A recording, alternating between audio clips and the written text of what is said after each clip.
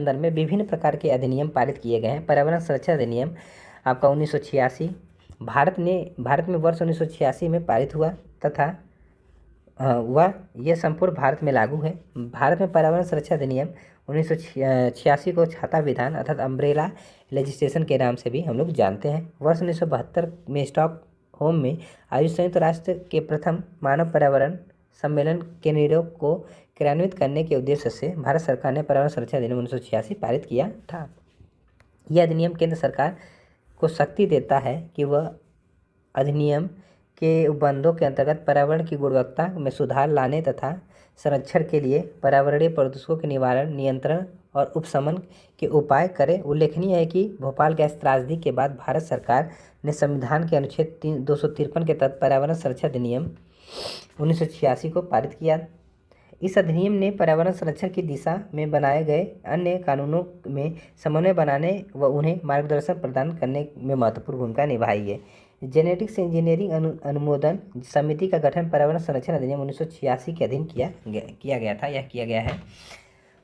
आगे देख लेते हैं इसी में क्या लिखा है। तो ध्यातव्य है कि 22 जुलाई 2010 को गजट नोटिफिकेशन के द्वारा जेनेटिक इंजीनियरिंग अनुमोदन समिति का नाम बदल दिया गया था। इसके अनुसार परिसंगठमय सूक्ष्म जीवों, अनुवांशिकी निर्मित जीवों या फिर कोशिकाओं के विनिर्माण, उपयोग, आयात और निर्यात भंडारण नियम 1989 में अनुवांशिक इंजीनियरिंग अनुमोदन समिति शब्दों के स्थान पर जहाँ कहीं वे आते हैं अनुवांशिक इंजीनियरिंग आकलन समिति शब्द रखे जाएंगे। थोड़ा सा और पढ़ लेते हैं नोट्स में। लिखा है पर्यावरण संतुलन के संरक्षण से प्रत्यक्ष संबंध वन नीति और पर्यावरण सुरक्षा अधिनियम 1986 का है, जबकि औद्योगिक नीति और शिक्षा नीति में भी पर्यावरणीय दृष्टिकोण को सम्मिलित किया गया है। राष्ट्रीय हरित न्यायाधिकरण अधिनियम 2010 भारतीय संविधान के अंतर्गत दिए गए नागरिकों को स्वच्छ पर्यावरण में रहने के अधिकार, जीवन जीने के अधिकार अनुच्छेद 21 के अंतर्निहित है के अनुरूप है। इस अधिनियम के द्वारा देश में एक राष्ट्रीय हरित न्यायाधिकरण अर्थात नेशनल ग्रीन ट्रिब्यूनल का गठन किया गया। वर्तमान में इसके जो अध्यक्ष हैं, तो आपको पता होगा अध्यक्ष कौन है इस समय के, आप लोग करंट में देख लीजिएगा। राष्ट्रीय हरित न्यायाधिकरण की स्थापना राष्ट्रीय हरित न्यायाधिकरण अधिनियम 2010 के तहत 18 अक्टूबर 2010 को की गई थी। इसकी स्थापना पर्यावरण बचाव एवं वन संरक्षण और अन्य प्राकृतिक संसाधन सहित पर्यावरण से संबंधित किसी भी कानून, अधिकार के प्रवर्तन, पीड़ित व्यक्ति अथवा क्षतिग्रस्त संपत्ति के लिए क्षतिपूर्ति प्रदान करने और इससे जुड़े मामलों का प्रभावशाली और तीव्र गति से निपटारा करने के लिए की गई थी। उल्लेखनीय है कि न्यायाधिकरण पर्यावरण के मामले में द्रुत गति से पर्यावरणीय न्याय देंगे और उच्च न्यायालय के मुकदमे के भार को क्या करेंगे, तो कम करने में मदद करेंगे। अब हम लोग ऐसा प्रश्न कोश देख लेते हैं। तो पहला प्रश्न आप लोग का है कि भारत में पर्यावरण संरक्षण नियम कब पारित हुआ था। तो 1986 में आपको बता के मतलब आपको ये बता दें कि प्रश्न 2021 या 22 में आया हुआ है, तो समझ सकते हैं कि कितना इंपॉर्टेंट ये प्रश्न है। तो यहाँ पे देखिए कितनी बारी एग्जाम में आया हुआ प्रश्न आप लोग यहाँ से पढ़ सकते हैं। पर्यावरण के परीक्षण एवं संरक्षण हेतु पर्यावरण संरक्षण अधिनियम भारत सरकार द्वारा कब पारित किया गया था। तो 1986। यहाँ पे आपका फिर से वही प्रश्न है और सही जवाब भी वही हो जाएगा। अगला प्रश्न आपका है कि भारत में पर्यावरण सुरक्षा अधिनियम निम्नलिखित में से किस वर्ष पारित किया गया था। तो आप लोग समझ सकते हैं वही प्रश्न है, निम्नलिखित में से कब पर्यावरण सुरक्षा अधिनियम पारित किया गया। 1986 में। चलिए टिक लगा ही देते हैं। फिर से वही प्रश्न है। हाँ, पर्यावरण सुरक्षा अधिनियम ईपीए को अन्य किस नाम से जानते हैं। तो पर्यावरण सुरक्षा अधिनियम को हम लोग एक अन्य नाम से जानते हैं, छाता विधान के नाम से जानते हैं। प्रश्न है आपका कि जेनेटिक इंजीनियरिंग अनुमोदन समिति का गठन निम्नलिखित में से किसके अधीन किया गया था। तो आप लोग के ऑप्शन ये रहे, आप लोग ऑप्शन देख सकते हैं, खाद्य एवं सुरक्षा एवं मानक अधिनियम 2006 या फिर दो आपके ऑप्शन इधर है। तो ये किया गया था सी, पर्यावरण सुरक्षा अधिनियम 1986 के अधीन। अगला प्रश्न आपका है कि निम्न में से कौन पर्यावरण संतुलन के संरक्षण से संबंधित है। निम्न में से कौन पर्यावरण संतुलन के संरक्षण से संबंधित है। तो वन नीति है, पर्यावरण सुरक्षा अधिनियम 1986, औद्योगिक नीति, शिक्षा नीति है। तो ऑब्वियस सी बात है ये सभी कारक हो सकते हैं, मतलब सभी चारों होंगे। तो यहाँ पे देख सकते हैं कि पर्यावरण संतुलन से के संरक्षण से प्रत्यक्ष संबंध वन नीति, पर्यावरण सुरक्षा अधिनियम 1986 का है, जबकि औद्योगिक नीति और शिक्षा नीति का भी पर्यावरण दृष्टिकोण को भी सम्मिलित किया गया है। नेशनल ग्रीन ट्रिब्यूनल जिसको एनजीटी कहते हैं, भारत सरकार द्वारा स्थापित की गई थी, तो 2010 में स्थापित की गई थी। थोड़ा सा ये बताइए किस पंचवर्षीय योजना में की गई थी। कभी कभार ये प्रश्न बनता रहता है, अगर आप कमेंट से बताएंगे तो अच्छी बात होगी। चलिए आगे प्रश्न देखते हैं हम लोग। तो आप लोग देख सकते हैं इसकी स्थापना कब हुई है। देखिए यहाँ पे 18 अक्टूबर 2010 को। ये सब प्रश्न बनते हैं, इनको थोड़ा सा याद रखिएगा। एनजीटी का पूर्ण रूप क्या है, तो नेशनल ग्रीन ट्रिब्यूनल। तो आसान सा प्रश्न हो गया, अर्थात आपका पहला ऑप्शन हो जाएगा यहाँ पे सही। अगला प्रश्न देख लेते हैं हम लोग। अगला प्रश्न आपका कि भारत के परिप्रेक्ष्य में निम्नलिखित में से कौन सा कथन जलवायु परिवर्तन दुष्प्रभाव के संदर्भ में सत्य नहीं है। सत्य नहीं पूछना बताना है आपको। तो हाल ही में दक्षिण अफ्रीका के सन सिटी, अर्थात सी ऑप्शन हो जाएगा यहाँ से, उस समय का देख सकते हैं आप लोग। हाँ, प्रश्न ये कि राष्ट्रीय हरित न्यायाधिकरण अधिनियम 2010 भारतीय संविधान के निम्नलिखित में से कौन से प्रावधान अनुरूपीय अधिनियमित हुआ था। तो आपका पहला है स्वस्थ पर्यावरण के अधिकार के अनुरूप, जो अनुच्छेद 21 के अंतर्गत जीवन के अधिकार का अंग माना जाता है, पहला ये है। दूसरा अनुच्छेद 275 सब क्लास 1 के अंतर्गत अनुसूचित जनजातियों के कल्याण हेतु अनुसूचित क्षेत्र में प्रशासन का स्तर बढ़ाने के लिए प्रावधानित अनुदान के अनुरूप हुआ था। तीसरा आपका स्टेटमेंट है कि अनुच्छेद 243A के अंतर्गत उल्लेखित ग्राम सभा की शक्तियों और कार्यों का अनुरूपमय हुआ था। आपको ये बताना है कि इनमें से कौन से आपके उत्तर सही हैं। तो अच्छा प्रश्न है, काफ़ी टेक्निकल सा प्रश्न है, तो इसको थोड़ा हम लोग सॉल्व करते हैं ताकि यहाँ से कभी ऐसे प्रश्न बने तो आप लोग गलत ना करें। तो आइए देख लेते हैं। देखिए आपको पता होगा कि एनजीटी क्यों बनी थी। तो एनजीटी का जब आपको हम नोट से पढ़ा रहे थे, जैसे कि 2010 में बनती है या फिर जब इसका अधिनियम 2010 में आता है, तो वो ये कहता है कि स्वस्थ पर्यावरण के अधिकार के अनुरूप जो अनुच्छेद आपका 21 है, उसके अंतर्गत जो जीवन का अधिकार है, उसके रूप को उसको क्या करने के लिए, स्टेबल करने के लिए, उसको स्थापित करने के लिए ये चीज़ बनाई गई थी। तो फिलहाल यहाँ पे केवल पहला ही कथन आपका सही है, तो केवल एक आपका आंसर यहाँ पे हो सकता है। थोड़ा सा यहाँ पे आप लोग व्याख्या भी देख लीजिए। तो राष्ट्रीय हरित न्यायाधिकरण अधिनियम 2010 भारतीय संविधान के अंतर्गत दिए गए नागरिक के स्वच्छ पर्यावरण में रहने अधिकार, कौन सा, तो जीवन का अधिकार अनुच्छेद 21 में अंतर्निहित है। इस प्रकार से आप लोग समझ सकते हैं कि कौन सा यहाँ पे सही जवाब हो जाएगा। प्रश्न है फिर से वही कि राष्ट्रीय हरित न्यायाधिकरण, जिसको एनजीटी कहते हैं, किस प्रकार केंद्रीय प्रदूषण नियंत्रण बोर्ड सीपीसीबी से भिन्न है। तो पहला कह रहा है एनजीटी का गठन एक अधिनियम द्वारा किया गया है, जबकि सीपीसीबी का गठन सरकार के कार्यपालक आदेशों से किया गया है। एनजीटी पर्यावरणीय न्याय उपलब्ध कराता है और उच्चतर न्यायालयों में मुकदमों के भार को कम करने में सहायता देता है। तीसरा करता है, यही आगे है। जबकि जो सीपीसीबी है, ये झरनों और कुओं की सफाई को प्रोत्साहित करता है तथा देश में वायु गुणवत्ता में सुधार लाने का लक्ष्य रखता है। तो बताइए इनमें से आपको बताना क्या है कि कौन से कथन आपके सही हैं। यहाँ पे सही कथन बताना है। तो आइए देख लेते हैं। सबसे पहले हम लोग पहला कथन देखते हैं कि पहला कथन आपका सही है कि नहीं। तो पहला कथन है कि जो एनजीटी है, एनजीटी अर्थात जो नेशनल ग्रीन ट्रिब्यूनल है, ये कह रहा है क्या, तो एनजीटी का गठन एक अधिनियम द्वारा किया गया है। बिल्कुल सही बात है, 2010 का अधिनियम था। जबकि सीपीसी का गठन सरकार के कार्यपालक आदेश के द्वारा किया। नहीं भैया, इसका भी एक अधिनियम था, 1974 में अधिनियम आया था। ये बात आपकी गलत हो जाती है। 1974 में अभी आपको व्याख्या पढ़ाएंगे तो वहाँ पे बताएंगे 1974 के आसपास से 1974 में एक अधिनियम आता तब सीपीसी भी बनता है। तो पहला तो गलत हो गया। और दूसरा लिखा है कि एनजीटी जो है, एनजीटी आपका पर्यावरणीय न्याय उपलब्ध कराता है और उच्चतम न्यायालयों के मुकदमों को भार को कम करता है। यहाँ तो सही है।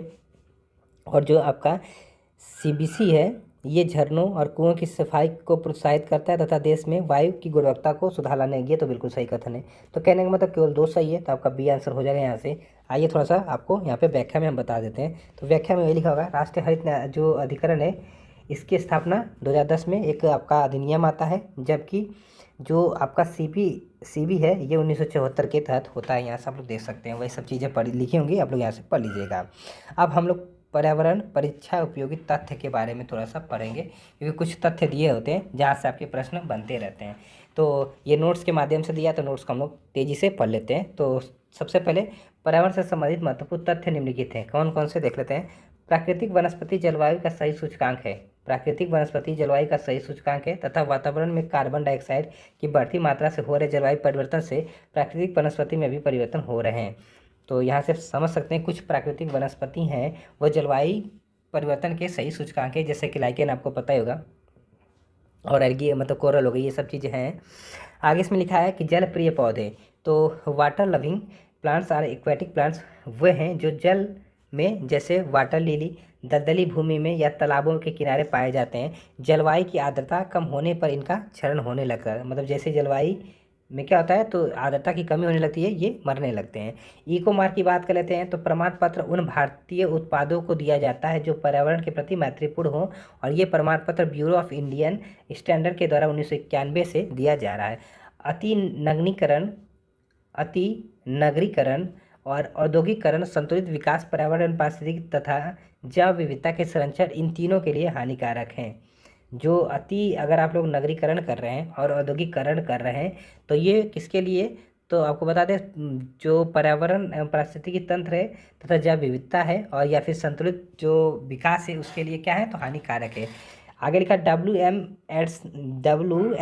एंड्स द्वारा लिखित पुस्तक हरित विकास ग्रीन डेवलपमेंट है। इसका पूरा नाम green development environment and sustainability in developing world है। इस पुस्तक का पहला संस्करण जो था वह वर्ष 1990 में प्रकाशित हुआ था। यहाँ से आप लोग देख सकते हैं, ये कुछ फैक्ट हैं, बस इन फैक्ट को आप लोग को पता होना चाहिए। आगे इसमें लिखा है एल्सवर्थ हैंटिंगटन द्वारा लिखित पुस्तक का नाम है सिविलाइजिंग एंड क्लाइमेट, मतलब सिविलाइजिंग एंड क्लाइमेट, जिसका प्रथम प्रकाशन वर्ष 1915 में हुआ था। साइलेंट स्प्रिंग पर्यावरण विज्ञान से संबंधित एक पुस्तक है जिसकी लेखिका अमेरिकी जीव वैज्ञानिक एवं संरक्षणविद रेचल कार्सन है। तो साइलेंट स्प्रिंग की लेखक कौन है, रेचल कार्सन है, और ये इस पुस्तक 1962 में प्रकाशित हुई थी। प्राकृतिक कृषि के अन्वेषक मसानोबु फुकुओका, ये एक जापानी किसान एवं दार्शनिक थे। पर्यावरण संरक्षण के लिए 17 से 24 वर्ष के 15,000 युवाओं को नियुक्त करने के उद्देश्य से ऑस्ट्रेलिया ने ग्रीन आर्मी का लॉन्च की थी। तो ग्रीन आर्मी किसने लॉन्च की, प्रश्न ये बन सकता है, किसने, तो ऑस्ट्रेलिया ने लॉन्च की थी, और ये प्रश्न बना भी है। ऑस्ट्रेलिया सरकार ने इस कार्यक्रम हेतु $360 मिलियन आवंटित किए थे, जिससे प्रतिवर्ष लगभग 500 परियोजनाओं को सहायता प्रदान की जाएगी। आगे लिखा है पलाची मांडा दक्षिण भारतीय राज्य केरल के पलक्कड़ जिले में अवस्थित एक छोटा सा गांव है। कोका कोला कंपनी ने यहाँ अपनी इकाई स्थापित की, जिससे बड़े पैमाने पर इस क्षेत्र में जल का दोहन करने के कारण यहाँ पर्यावरण में भारी क्षति हुई थी। पंजाब के मार्क फेड या फिर मार्केटिंग फेडरेशन और इजराइल के संयोग के बीच 21 अप्रैल 2001 को हुए एक समझौते के तहत पंजाब में ग्रीन हाउस कृषि के माध्यम से सब्जियां उगाई गई हैं। नेशनल जियोग्राफिक सोसाइटी के अंतर्राष्ट्रीय मतदान कंपनी ग्लोब स्कैन ने ग्रीन डेक्स आपका 2009 स्कोर के तहत भारत को शीर्ष स्थान दिया है। इसमें विभिन्न देशों में पर्यावरणीय रूप से धारणीय उपभोक्ता व्यवहार के अनुसार अंक दिया जाता है। ग्रीन डेक्स 2014 के स्कोर के अनुसार भारत इन संदर्भ में प्रथम स्थान पर बना था। भारत में कृषि के पर्यावरण अनुकूलन, दीर्घस्थायी विकास के लिए मिश्र आपका शस्यन, कार्बनिक खादें, नाइट्रोजन यौगिकरण, पौधे और कीट प्रतिरोध शस्य किस्मों का जो प्रयोग है वह सर्वश्रेष्ठ है। विश्व पर्यावरण दिवस प्रतिवर्ष 5 जून को मनाया जाता है, इस डेट को याद रखिएगा। और प्रथम विश्व पर्यावरण दिवस वर्ष 1974 को मनाया गया था। उल्लेखनीय है कि स्टॉकहोम अंतर्राष्ट्रीय शिखर सम्मेलन वर्ष 1972 में आयोजित किया गया था। पर्यावरण पर यह पहला वैश्विक शिखर सम्मेलन था। इसी सम्मेलन में 5 जून को पर्यावरण दिवस मनाने का निर्णय भी लिया गया था। ध्यातत्व है कि विश्व पर्यावरण दिवस प्रत्येक वर्ष 5 जून को मनाया जाता है। वर्ष 2019 में विश्व पर्यावरण दिवस का केंद्र विषय या मतलब थीम था, क्या था, तो आप लोग देख सकते हैं, क्योंकि अब तो पुराना हो गया होगा, अब आपको 2022 वाला याद करके जाना होगा वैसे भी क्योंकि एग्ज़ाम मई में ही है, तो 22 वाला आप लोग याद कर सकते हैं। अब थोड़ा सा हम लोग प्रश्न कोश पढ़ लेते हैं। प्राकृतिक वनस्पति जलवायु का सही सूचकांक है। जल प्रिय पौधे आर्द्र जलवायु में पाए जाते हैं। कितना आसान सा प्रश्न है, आप लोग आसानी से इसको कर सकते हैं। देखिए, प्राकृतिक वनस्पति जलवायु का सही सूचकांक है, बिल्कुल सही बात है। कारण कह रहा है जल प्रिय पौधे आर्द्र जलवायु में पाए जाते हैं। तो जो जल प्रिय पौधे ऑब्वियस सी बात है वो कहाँ पाए जाएंगे, जहाँ पे ज़्यादा जल होगा। जल का मतलब आर्द्रता होगी, तो कारण भी सही है। क्या व्याख्या कर रहा है, देखिए, प्राकृतिक वनस्पति जलवायु का सही सूचकांक है, क्योंकि मान लीजिए जो जल प्रिय पौधे थे वो जल अर्थात जल वहाँ पे दूषित हो जाएगा, जल का जैसे आर्द्रता में कमी होने लगी वो मर जाएंगे। तो इस तरीके से समझ सकते हैं, कथन कारण दोनों सही है, व्याख्या भी कर रहा है, आपका ये आंसर हो सकता है यहाँ पे।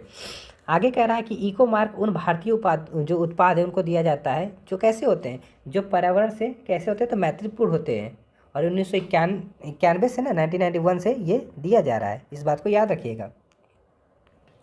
इको मार्क प्रतीक निम्नलिखित में से किससे संबंधित है, तो ये पर्यावरण के लिए सुरक्षित आपका सामग्री से है। अगला प्रश्न देखते हैं, पर्यावरण अनुकूल उपभोक्ता उत्पादों को चिन्हित करने के लिए सरकार ने आरंभ किया है। तो फिर से वही प्रश्न इको मार्क को आरंभ किया है। वर्ष 1962 में प्रकाशित पुस्तक साइलेंट स्प्रिंग जिससे विश्व के पर्यावरणीय आंदोलन को गति मिली के लेखक हैं तो रेचल कार्सन हो जाएंगी। आप लोगों ने नोट्स में पढ़ा। नगरीकरण और औद्योगिकरण हानिकारक हैं तो किसके लिए, तो आप लोग समझ सकते हैं 3 फैक्टर थे, संतुलित विकास के लिए, पर्यावरण पारिस्थितिकी के लिए, जैव विविधता के संरक्षण के लिए। फिलहाल आपका डी आंसर यहाँ से हो जाएगा।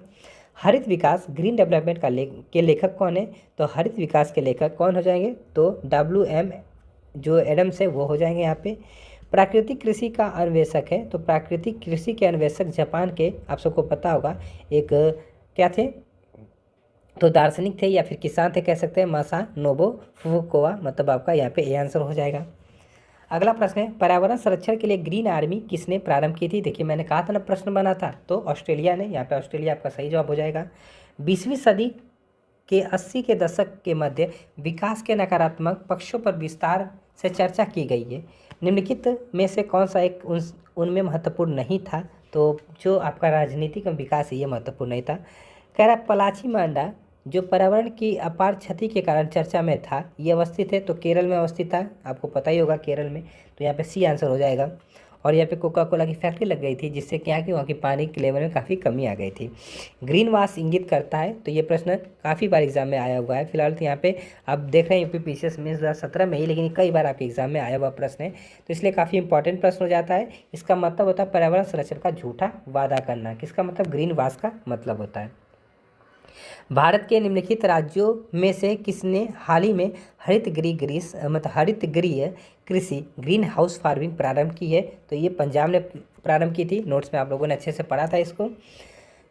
किसकी मदद से, तो इजराइल की मदद से। अपने वार्षिक सर्वेक्षण के परिणाम के रूप नेशनल जियोग्राफिक सोसाइटी एवं अंतर्राष्ट्रीय मतदान कंपनी ग्लोब स्कैन ने ग्रीन इंडेक्स 2009, इसको, ये पुराना प्रश्न हो गया, छोड़िए इसको जाने देते हैं। विश्व पर्यावरण दिवस जिस तारीख को मनाया जाता है वो तारीख कौन सी है, तो आप लोग समझ सकते हैं 5 जून को। और वर्ष 1974 में पहली बार ये मनाया गया था, इसको भी आप लोग याद रखिएगा। कहाँ से, तो स्टॉकहोम में जो सम्मेलन 1972 में आया था, यहीं से निर्णय लिया गया था कि प्रत्येक वर्ष 5 जून को विश्व पर्यावरण दिवस मनाया जाएगा। विश्व पर्यावरण दिवस मनाया जाता है तो आप लोग समझ सकते हैं कब, 5 जून को। आइए अब हम लोग चलते हैं, अब जो मेन आपकी इकोलॉजी और इन्वायरमेंट होता है उसका अध्ययन हम लोग करते हैं। तो चलिए फिर हम लोग पारिस्थितिकी पढ़ते हैं। हाँ, तो देख सकते हैं नोट्स थोड़ा सा पढ़ लेते हैं। तो नोट्स में लिखा है पारिस्थितिकी जीव विज्ञान की एक शाखा है जिसमें जीव समुदाय तथा उनके वातावरण के मध्य जो पारस्परिक संबंध है उनका हम लोग अध्ययन करते हैं। इसमें जीव तथा उसके बाहरी वातावरण के बीच एक सक्रिय संबंध होता है। कुछ स्रोतों के अनुसार पारिस्थितिकी शब्द का प्रयोग सर्वप्रथम 1865 में किसने, तो रेटर ने किया था। आगे लिखा है इसमें, अर्नेस्ट हैकर ने पारिस्थितिकी इकोलॉजी शब्द का प्रयोग इकोलॉजी के नाम से किया था। इसकी विस्तृत व्याख्या, अगर जो व्याख्या थी उन्होंने प्रदान की थी, किसने, तो अर्नेस्ट हैकर ने। इकोलॉजी शब्द ग्रीक भाषा के 2 शब्द आइकोस मतलब हाउस ऑफ लिविंग स्पेस मतलब घर का आवास, तथा लोगोस मतलब आप सबको पता स्टडी से मिलाकर बनाया था। अर्नेस्ट हैकर ने 1869 के अनुसार जीवधारियों के कार्बनिक और अकार्बनिक वातावरण और जो पारस्परिक संबंध के अध्ययन को पारिस्थितिकी अथवा पारिस्थितिकी विज्ञान कहते हैं। यूजिन ओडम ने 1963 के अनुसार पारिस्थितिकी प्रकृति की संरचना एवं प्राकृतिक का अध्ययन है। ऐसा आप लोग देख सकते हैं। आइए थोड़ा सा कुछ और नोट्स पढ़ लेते हैं।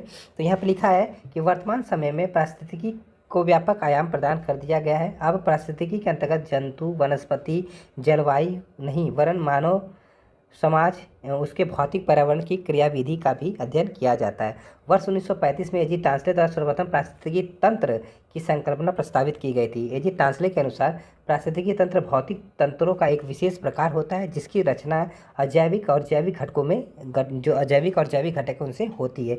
इनके अनुसार पारिस्थितिकीय तंत्र खुला तंत्र होता है। इस बात को थोड़ा सा आप लोग नोट करिएगा। यहाँ से प्रश्न बनता है पारिस्थितिकी तंत्र कैसा तंत्र होता है, तो ये खुला तंत्र होता है। ये आकार में भिन्न भिन्न होते हैं। पारिस्थितिकीय तंत्र में आकार के अनुसार परिवर्तन होता रहता है। पारिस्थितिकीय तंत्र की बात करें अगर हम लोग, तो इसकी विचारधारा जो है, इसकी विचारधारा को कार्ल मोबियन ने बायोसिनोसिस तथा फोर्ब्स ने माइक्रोकॉस्म कहा है। पारिस्थितिकी तंत्र प्रकृति की एक कार्यात्मक इकाई है, फंक्शनल यूनिट है के रूप में जानी जाती है। एक पारिस्थितिकी तंत्र जलाशय की एक बूंद जितनी छोटी भी हो सकती है और इसे सूक्ष्म पारिस्थितिकी तंत्र अर्थात माइक्रो इकोसिस्टम कहते हैं। वहीं दूसरी ओर एक पारिस्थितिकी तंत्र एक महासागर जितना विशालकाय और बड़ा भी हो सकता है। हमारी पृथ्वी स्वयं एक विशाल पारिस्थितिकी तंत्र है। जलमंडल की बात करते हैं जिसको बायोस्फीयर कहते हैं। मिट्टी, सैल, जल तथा वायु से बनी हुई एक पतली परत है जो पृथ्वी के चतुर्दिक आवरण मंडल के रूप में व्याप्त सबसे बड़ा पारिस्थितिकी तंत्र है, जिसके साथ जीवित जीव संबंधित है तथा यह मंडल जीवों के भरण पोषण करता है। इस प्रकार जैवमंडल एक आधारभूत क्या है तो गृह तंत्र है, बेसिक ग्लोबल सिस्टम होता है, जिसके जैविक, भौतिक और अजैविक दो संगठक होते हैं। ध्यान रखें कि पारिस्थितिकी तंत्र एक प्राकृतिक इकाई है जिसमें एक क्षेत्र विशेष के सभी जीवधारी अर्थात पेड़ पौधे, जानवर और सूक्ष्म जीव शामिल हैं, जो कि अपने अजैव पर्यावरण के साथ अंतःक्रिया करके एक संपूर्ण जैविक इकाई बनाते हैं। इसकी प्रमुख विशेषताएं इस प्रकार है, आप लोग यहाँ से देख सकते हैं। अब हम लोग थोड़ा सा चलते हैं किस पे तो प्रश्न पे। देखिए यहाँ पे एक चीज़ और समझिएगा, पारिस्थितिक तंत्र खुला तंत्र होता है क्योंकि इसमें ऊर्जा तथा पदार्थों का लगातार क्या तो इनपुट और आउटपुट होता रहता है, मतलब निवेश होता है तथा बहिर्गमन होता रहता है। इसलिए ये कैसा तंत्र है तो एक ओपन सिस्टम है, कहने का मतलब एक खुला तंत्र है। वही चीज़ आपको यहाँ पे बताना चाह रहे थे, फिलहाल यहाँ पे बता दी गई है। अब थोड़ा सा हम लोग प्रश्न कोश पढ़ते हैं। तो सबसे पहले पहला प्रश्न है, पारिस्थितिकी निम्नलिखित के बीच क्या है तो पारस्परिक संबंध का अध्ययन है। तो आप लोग देख सकते हैं किसके किसके मध्य, तो जीव तथा वातावरण के मध्य। चलिए फिर अगले प्रश्न चलते हैं। आप हम लोग अगला प्रश्न देखते हैं थोड़ा सा। हाँ, अगला प्रश्न ये रहा कि पारिस्थितिकी तंत्र की संकल्पना को प्रस्तावित किया था। तो आप लोग देख सकते हैं टांसले साहब ने किया था 1935 में। निम्न में से कौन पारिस्थितिकी तंत्र के विषय में सही नहीं है? निम्नलिखित में से कौन पारिस्थितिकीय तंत्र के बारे में सही नहीं है? तो यहाँ से देखा जाए तो ये एक बंद तंत्र है, नहीं है, यह एक खुला तंत्र होता है। निम्नलिखित में से कौन एक पारिस्थितिकी तंत्र के संबंध में सही नहीं है? तो यहाँ पे फिर से एक बंद तंत्र दिया, डी आपका आंसर हो जाएगा। कथन कारण वाले प्रश्न आगे काफ़ी अच्छे प्रश्न होते हैं। जीवमंडल एक खुला तंत्र का उदाहरण है। जीवमंडल में पदार्थ के प्रारंभिक निवेश के बाद पुनः नए पदार्थ का निवेश नहीं हो सकता, परंतु ऊर्जा के निवेश एवं बहिर्गमन पर कोई प्रतिबंध नहीं होता है। तो फिलहाल यहाँ ए सही है परंतु आर तो गलत है, आप लोग देख सकते हैं। अगला प्रश्न लोग पढ़ते हैं, पृथ्वी का सर्वाधिक बृहद पारिस्थितिकी तंत्र निम्नलिखित में से कौन सा है? तो अगर इनमें से देखा जाए तो जैवमंडल हो जाएगा। परितंत्र के घटक देख लेते हैं। अब यहाँ पे अच्छी टॉपिक आई। तो किसी क्षेत्र के सभी जीवधारी, जैविक तथा वातावरण में उपस्थित अजैविक घटक संयुक्त रूप से परितंत्र इकोसिस्टम का निर्माण करते हैं। परितंत्र जैविक और अजैविक घटकों से मिलकर बनी हुई एक रचना होती है। पारिस्थितिकी तंत्र जीवमंडल में एक सुनिश्चित क्षेत्र धारण करता है। पारिस्थितिकी तंत्र एक कार्यशील इकाई मतलब कार्यशील क्षेत्रीय इकाई है। पारिस्थितिकी तंत्र एक खुला तंत्र होता है। पारिस्थितिकी तंत्र प्राकृतिक संसाधन होते हैं अर्थात इसकी अपनी उत्पादकता होती है। तो यहाँ से आप लोग देख सकते हैं क्या, तो यहाँ से आप लोग ये चीज़ जैविक घटक और अजैविक घटक देख सकते हैं। अजैविक घटक में सारे नॉन लिविंग थिंग आएंगे और जैविक घटक में लिविंग थिंग आएंगे, यहाँ से आप लोग देख सकते हैं, इस बात को याद रखिएगा। आइए हम लोग थोड़ा सा आगे और पढ़ लेते हैं। यहाँ पे लिखा है, अतः जीवमंडल में उपस्थित सभी संगठकों के वे समूह जो पारस्परिक क्रिया से सम्मिलित होते हैं पारिस्थितिकी तंत्र का निर्माण करते हैं। जीव विभिन्न प्रकार के जैविक संगठनों द्वारा जीवमंडल का निर्माण करते हैं। जीव से जैवमंडल का जैविक संगठन का सही क्रम इस प्रकार है। ये देखिए आपको हमने इन्वायरमेंट इकोलॉजी में पढ़ाया है। सबसे पहले जनसंख्या आती है, फिर आपका समुदाय, फिर पारिस्थितिकी तंत्र आता है, फिर भूदृश्य आता है। यहाँ पे एक चीज़ छूटी हुई है, तो यहाँ पे आप लोग देखिए जीव का मतलब क्या हो गया। तो जीव का मतलब यहाँ पे एक चीज़ समझिएगा, यहाँ पे सबसे पहले ऑर्गेनिज्म आता है, ऑर्गेनिज्म आते हैं मतलब जीव आता है। तो जीव के बाद पॉपुलेशन आती है जिसको हम लोग जनसंख्या कह सकते हैं। फिर कम्युनिटी आ रही है, आपका समुदाय, फिर आपका क्या आ रहा है पारिस्थितिकी जो पारिस्थितिकी तंत्र ये आ रहा है। फिर इसके बाद बायोम आता है, फिर आपका बायोस्फीयर आता है जिसको भूदृश्य कहते हैं। तो यहाँ पे थोड़ा सा कन्फ्यूज ना होके आप लोग, तो अगर बायोम डाल देगा तो बीच में कहेंगे सर नहीं पढ़ा है, यहाँ से आप लोग देख सकते हैं। इसके बाद एक क्या आता है, बायोम आता है, बायोम, फिर आपका यहाँ पे ये आता है, इस बात को याद रखिएगा, गलती मत करिएगा। और जनसंख्या से पहले क्या आता है तो जीव आते हैं, या इससे पहले जीव आते हैं। देखिए टीचर का मतलब सब कुछ चीज़ें आपको बताया ताकि भविष्य में आप कभी गलती ना करें। वैसे भी और अच्छे से पढ़ना चाहते हैं तो आपसे रिक्वेस्ट करूँगा कि आप लोग इन्वायरमेंट का लेक्चर जरूर देख लें। यहाँ पे आगे क्या लिखा है कि धातु कि एक ही जाति के जीवधारियों की संख्या को उनकी जनसंख्या कहा जाता है। देखिए जनसंख्या की परिभाषा आप लिखिए कि मान लीजिए एक ही जाति की जो जनसंख्या, मान लीजिए यहाँ पे कई सारी गाय हैं तो ये गाय की जनसंख्या हो गई। हम जैसे मनुष्य की जनसंख्या निकाली जाती है तो एक फिक्स समय में निकाली जाती है ना, जैसे 2011 में हमारे जनसंख्या कितनी थी, तो लगभग 125 करोड़ थी ना, तो ये क्या हो जाती है, जनसंख्या हो जाती है। इसी तरह आप लोग आगे देखिए, तथा दो या दो से अधिक जातियों की जनसंख्या मिलकर समुदाय का निर्माण करती है। कई समुदाय मिलकर पारिस्थितिकी तंत्र का निर्माण करते हैं तथा एक निश्चित भू क्षेत्र या भूदृश्य में एक या उससे अधिक पारिस्थितिक तंत्र पाए जाते हैं या फिर जा सकते हैं।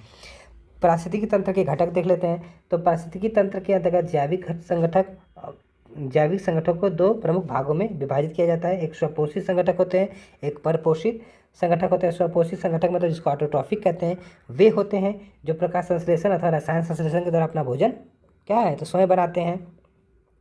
उपभोक्ता कंज्यूमर की बात करें तो मानव सहित परपोषित जंतु वे होते हैं जो स्वपोषित पौधे अर्थात जो प्राथमिक, यहाँ पे देखिए प्राथमिक उत्पादक लिखा है या फिर प्राथमिक पोषक है, उनके द्वारा जो उत्पन्न आपका क्या होता है तो उत्पन्न जैविक तत्व से अपना आहार ग्रहण करते हैं तथा उपभोक्ता द्वितीय पोषक या द्वितीय आपके उत्पादक कहलाते हैं।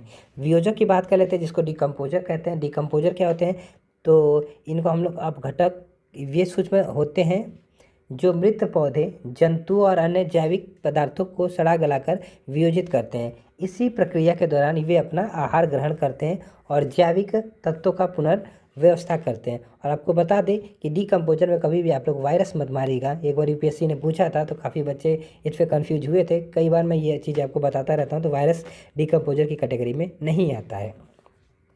प्राकृतिक में पारिस्थितिकी तंत्र के दो प्रमुख श्रेणियों में विभाजित किया जा सकता है। वे स्थलीय एवं जलीय तंत्र कहलाते हैं। जैसे घास स्थल, वन तथा मरुस्थल स्थलीय पारिस्थितिक तंत्र हैं। और जलीय में पारिस्थितिक तंत्र में आपका झील हो गई, नदियाँ, समुद्र, ये सब आते हैं। जो प्राकृतिक पारिस्थितिकी तंत्र है, मानवीय गतिविधियों द्वारा मानवीकृत पारिस्थितिकी तंत्र में परिवर्तन हो सकता है। उदाहरण तो माना जाए तो घास स्थल प्रदेश के बहुत बड़े भाग को जोतकर उसे शुष्क भूमि में परिवर्तन किया जा सकता है। मानव ने प्राकृतिक वनों के बड़े बड़े भाग को काटकर उस भूमि पर कृषि कार्य किया है, अतः वन, झील तथा घास का मैदान प्राकृतिक परितंत्र है। यहाँ पे ध्यान से सुनिएगा प्रश्न को, मतलब कि जो नोट्स में हम बताना चाह रहे हैं, वन, झील तथा घास क्या है तो मैदान जो है ये प्राकृतिक परितंत्र है, जबकि धान का खेत मानव निर्मित एक कृत्रिम पारिस्थितिकी तंत्र है। इस बात को याद रखिएगा, क्योंकि धान का खेत मानव ने बनाया ना, तो ये मानव निर्मित एक कृत्रिम पारिस्थितिकी तंत्र है। अब पारिस्थितिकी तंत्र को निम्न प्रकार से वर्गीकृत किया जा सकता है, आप लोग देख सकते हैं। जैसे स्थलीय हो गया, तो स्थलीय में आप लोग देखें कौन कौन सा आ रहा है, वन हो गया, घास हो गया, ये आ गया। जलीय में आप लोग देख सकते हैं एक आपका सलाइन जल होता है, आपका एक मतलब कि एक लवणीय होता है, एक अलवणीय होता है। तो तालाब, झील, झरना हो गया। और इसमें जो आपका है वो कौन सा हो गया तो ज्वालामुख, समुद्र हो गया, ये सब देख सकते हैं। मानव निर्मित की बात करें तो कृषि, खेत खलिहान हो गया, जल आपका जीवशाला अर्थात एक्वेरियम हो गया, या फिर बहुत सारी चीज़ें हो गई, यहाँ से आप लोग देख सकते हैं। थोड़ा सा आगे चलते हैं हम लोग, एक सेकेंड थोड़ा सा दीजिएगा हमें, एक सेकेंड बस। हाँ, थोड़ा सा और आगे चलते हैं। आगे थोड़ा सा देखें तो लिखा है नोट्स में, ये भी है। हाँ, तो पृथ्वी के लगभग 71% भाग पर जलीय पारिस्थितिक तंत्र का विस्तार है, अतः यह तंत्र विश्व में सर्वाधिक क्षेत्र पर फैला हुआ है। और यहाँ पर लिखा सागरीय मतलब महासागर पारिस्थितिक तंत्र में सबसे अधिक स्थिर पारिस्थितिकी तंत्र। इस बात को याद रखिए, प्रश्न कई बार बना है। सबसे स्थिर जो आपका पारिस्थितिकी तंत्र होता है वो कौन सा होता है तो महासागर या फिर सागरीय हो गया। सागरीय पारिस्थितिकी तंत्र अपनी रासायनिक संरचना के कारण स्थिर रहता है। सागरीय जल खारा अर्थात सलाइन होने के साथ घुलित ऑक्सीजन, डिजॉल्व ऑक्सीजन, प्रकाश व तापमान के स्थिर रहने के कारण सबसे स्थिर तंत्र है। समुद्र विश्व का विशालतम पारिस्थितिक तंत्र है। पृथ्वी पर विद्यमान जल मंडल हाइड्रोस्फीयर का लगभग 97% भाग समुद्री जल होता है। समुद्री जल में सर्वाधिक व्याप्त जो लवण है सोडियम क्लोराइड अर्थात NaCl होता है। पृथ्वी पर पाए जाने वाले विभिन्न समुद्र आपस में मिले हुए हैं, ये बटे हुए नहीं है, जैसा कि स्थलीय महाद्वीपों के बीच देखने को मिलता है। ध्रुवों अर्थात पोल्स तथा मध्य रेखा इक्वेटर के तापमान में बहुत अधिक अंतर पाया जाता है। इससे समुद्री धाराएं उत्पन्न होती हैं। इन समुद्री धाराओं के कारण जल का सारे समुद्र में एक सम्मिश्रण बना रहता है।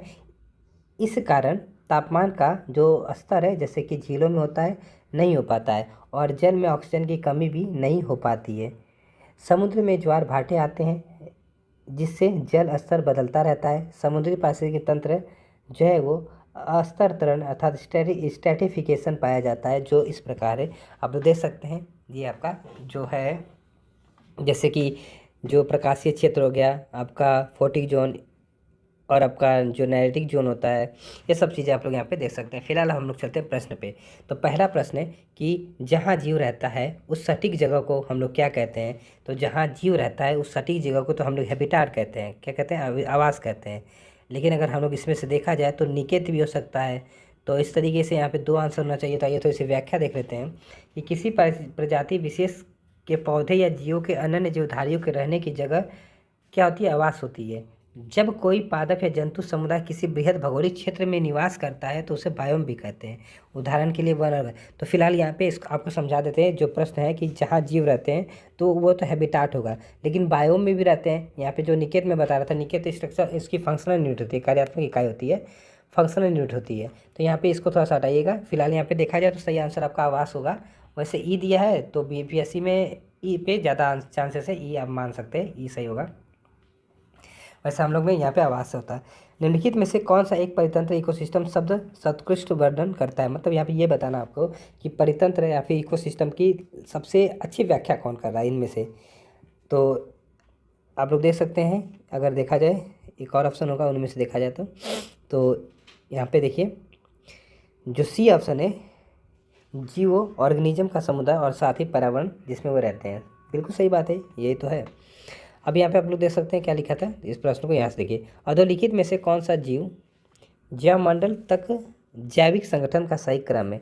तो देखिए यहाँ पे कहाँ से दिया है, जनसंख्या से दिया है। क्या जनसंख्या आएगी, जनसंख्या पर समुदाय आएगा, समुदाय के पास पारिस्थितिक तंत्र आएगा, फिर भूदृश्य आ जाएगा। यहाँ पे देख सकते हैं आप लोग, वही चीज़ें यहाँ पे बताई गई है।